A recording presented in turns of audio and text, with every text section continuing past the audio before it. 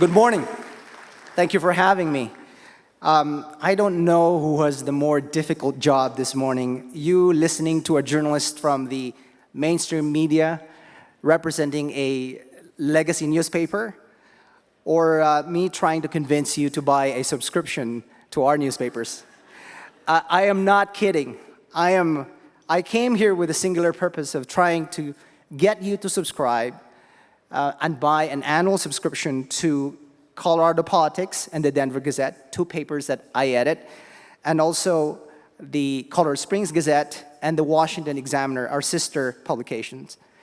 For Colorado Politics, it's only $189 per year. And what you get, hands down, is the best political news coverage in our state. By the way, $189 gives you digital access, our full archives, as well as weekly print delivery. You heard me right, print. For the Denver Gazette, it's 99 cents for 3 months. 99 cents for 3 months. And just so you don't accuse me of bait and switch, it's $99 after, all right? And I promise you what you will get is the best news coverage of Metro Denver. Let me try my best to persuade you why you should subscribe. We produce what you would call a traditional newspaper in a digital age. Traditional, I know you like that word. I just want to make sure we're on the same page. By traditional, I mean we value objectivity. But what does that mean exactly?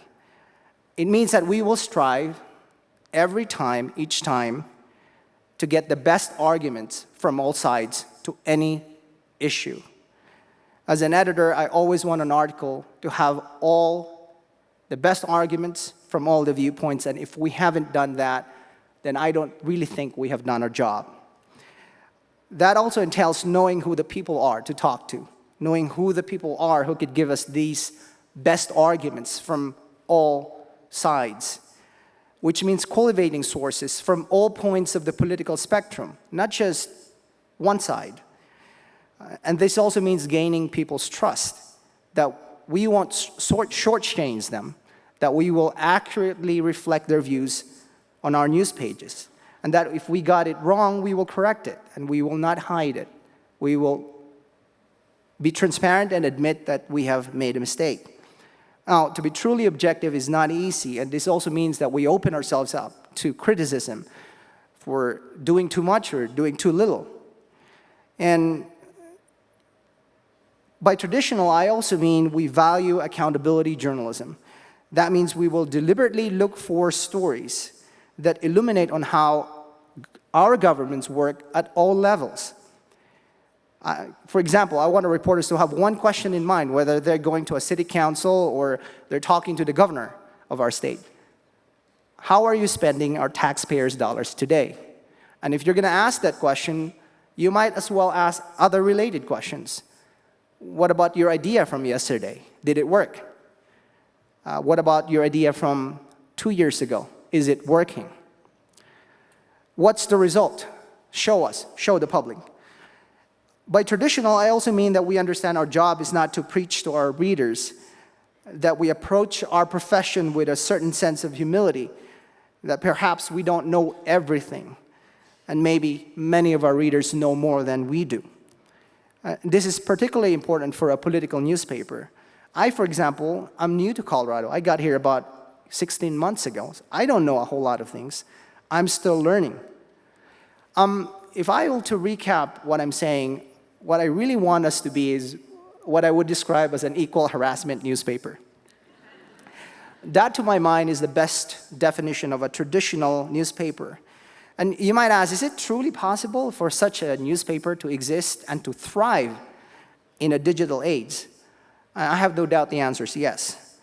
I also know that we need this kind of journalism. Hard-hitting, objective, a certain dose of skepticism. We have a lot of problems in our community to solve. And this kind of journalism plays a critical role, not necessarily in solving them per se, but in offering a baseline of understanding so that at the end of the day, we speak the same language, so to speak. We understand the same set of things. But you won't know that, and you can't verify it if you don't subscribe to our newspapers. And I promise you this, if you see anything in Colorado Politics or the Denver Gazette that you feel violates our mission and our commitment to the traditional values of our profession, please complain. And please complain to me. I do welcome criticism. And also, finally, if you're looking for a discount, please let me know. I'll get you squared away. Thank you again, and enjoy the rest of your day.